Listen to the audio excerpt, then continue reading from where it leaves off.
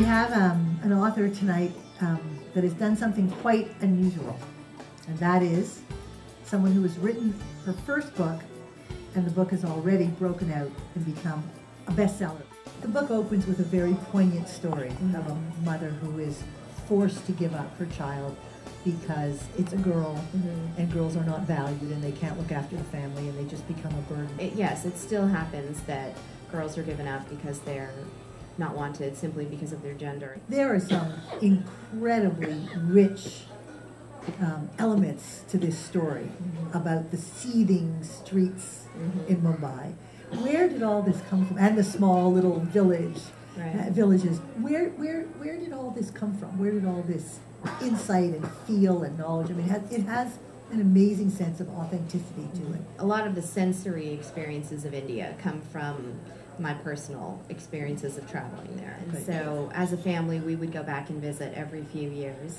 And I always had the unique experience, I think, of starting each trip as an outsider. You know, I hadn't been there in a few years. I would see things with fresh eyes. I would be surprised and sometimes disturbed at the changes that had taken place in the intervening years since my last visit. And one summer, on my own, not with my family, I went and volunteered at an orphanage in India. I think I was 19 or 20 when I volunteered at that orphanage.